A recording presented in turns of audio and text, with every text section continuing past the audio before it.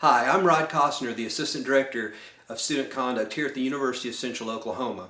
I'm creating this video to help teachers and teaching assistants in two ways.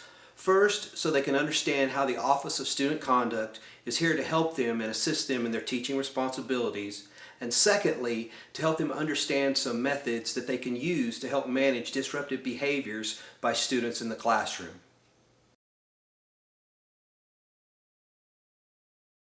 The Office of Student Conduct responds to all reports of violations of the Code of Student Conduct, whether that be by an individual student or by a student organization. Oftentimes, the question that professors or maybe teaching assistants find facing them is, should I report this? Is it serious enough to warrant a report to the Office of Student Conduct? It's been my experience that if you're asking yourself that question, the answer is probably yes. You should report it to the Office of Student Conduct. It's very easy to report incidents to the Office of Student Conduct. You can simply go to the Student Conduct section of the UCO website, which you can find at uco.edu/conduct.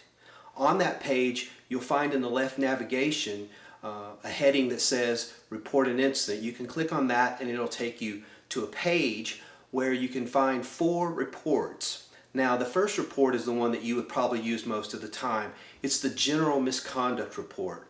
So if you were dealing with a case of academic dishonesty such as cheating or plagiarism, you would use that form. If a student had shown up to your class under the influence of alcohol or some type of drug, you would use that form. If a student was acting in a threatening manner towards another student or maybe even toward yourself, that would be the form that you would use. Secondly, on that page, you'll find a form for concerning behaviors. Now, this form would be used if you had a student who had expressed some kind of troubling thoughts that concerned you, such as suicidal ideations or something of that nature. Maybe a student told you that someone sitting near them, they heard them oversay something that sounded like thoughts of harming themselves. That would be the form you would use for that. Thirdly, there's a hazing form. Now, the hazing form is pretty self-explanatory. If you suspected that a student, or oftentimes several students, were being subjected to hazing or some type of bullying by an organization or a group of students, that would be the form to use for that incident. And then finally, there's the Wellness Center report. This form is different than all the others in that this is only to be used by Wellness Center staff and employees. So regardless of whether you were aware of an incident that happened at the Wellness Center, you would not use the Wellness Center form. That's only for staff and employees to use.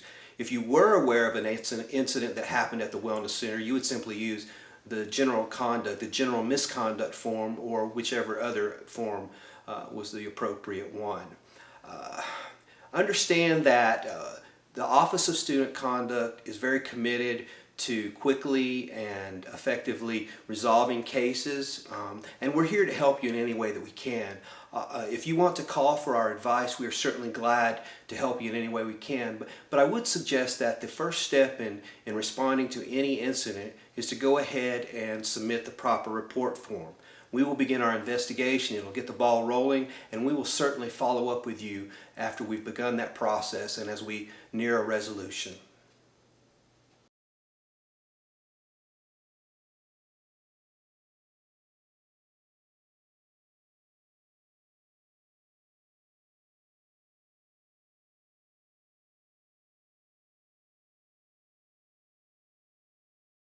Once a report is received in the Office of Student Conduct, we'll take a look at it just for basic merit. And in most cases, what that will do is begin the investigation process. One of the first things we'll do is send a notice to the student or students involved and request that they schedule to meet with a member of the Office of Student Conduct. At that meeting, we will sit down with the student and first of all explain how the student conduct process works, and then secondly, give them an opportunity to tell their side of the incident. Ultimately, the prime focus of the Office of Student Conduct is to answer the question, did the student or did the student not violate the Code of Student Conduct? If it's found that the student did not violate the Code of Student Conduct, case closed, everyone goes on about their business. If it's found that the student did violate the Code of Student Conduct, that can result in sanctions being assigned to the student. Sanctions can include everything from a warning, a writing assignment, mandatory participation in a program such as anger management, or dealing with issues like alcohol or substance abuse, community service, and then yes, in some cases, probation, suspension, or expulsion. But we do want everyone to understand this, that the purpose of the Office of Student Conduct is not to punish students.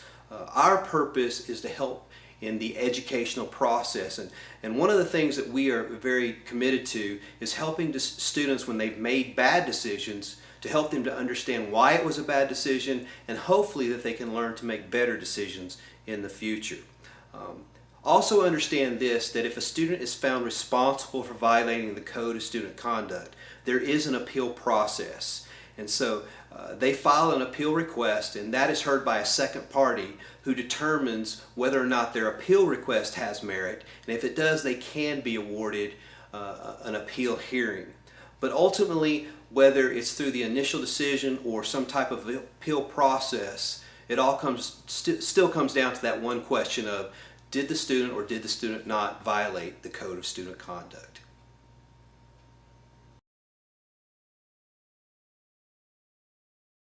One of the challenges that professors and teaching assistants face in the university is dealing with disruptive behavior in the classroom. In the Office of Student Conduct, we have a chart in which we break down disruptive behaviors into 4 levels or escalations. The first one is mild disruptive behavior, and this might be something as simple as a student having out an electronic device, probably a cell phone, and you have a classroom policy where that's not allowed. It's kind of a distraction. Hopefully what you're able to do is to simply say, hey, my policy is that you can't have that out in the classroom, so please put that away so we can focus on what we're focusing on today.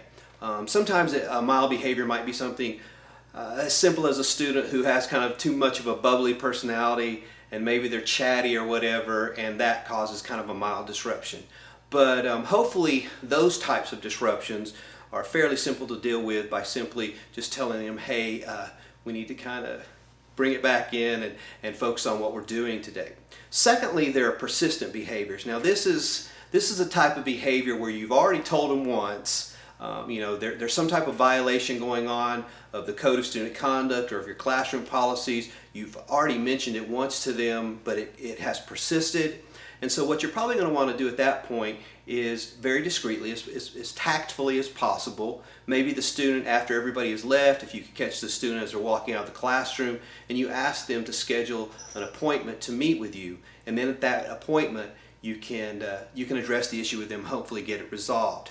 I would say that regardless of which type of disruption, whether it be mild or persistent or one of the other ones I'll discuss, that you always document everything. Whether all of these things that you just want to document and have a history in case it does turn into a pattern behavior, that could be very important. So you want to document all of these things. Thirdly, there are what we call non-compliant behaviors. Now, non-compliant behaviors, now we've gotten to the point where you just perceive that the student is basically saying, I'm just not going to follow your policies, I'm not going to comply with the Code of Student Conduct, I have no intention of doing so. And however they communicate that, basically you just feel like they're not going to comply with those things. So at that point, again, you definitely want to report it to us, and we've talked about how you can do that by using the online reporting form. But also you're probably going to want to bring in a department person, maybe a chairperson or a dean, and have a meeting with that student, sit down and discuss this matter, and hopefully that will get it resolved and you can move on. Again, you'll want to report that to our office and document everything. And then finally, the most concerning behavior would be those which could be described as intimidating or threatening. This might be an instance where a student has threatened or is intimidating another student, or it might be an instance where unfortunately the student is trying to intimidate you somewhere in some way, or maybe has threatened you in some way. And certainly this is not acceptable in any way at the university, and certainly the Office of Student Conduct does not find this acceptable. So you would definitely want to report that to us as soon as possible, immediately. In the instance that you feel an immediate threat, we would advise you to call the University Police Department. You can reach them at extension 2345, or if you call 911, they will also respond. And the university police are very good about responding in a very quick manner. If you did have to do that, we would hope that you would also let us know as soon as possible, because we will still need to conduct an investigation and go through our process regarding this incident.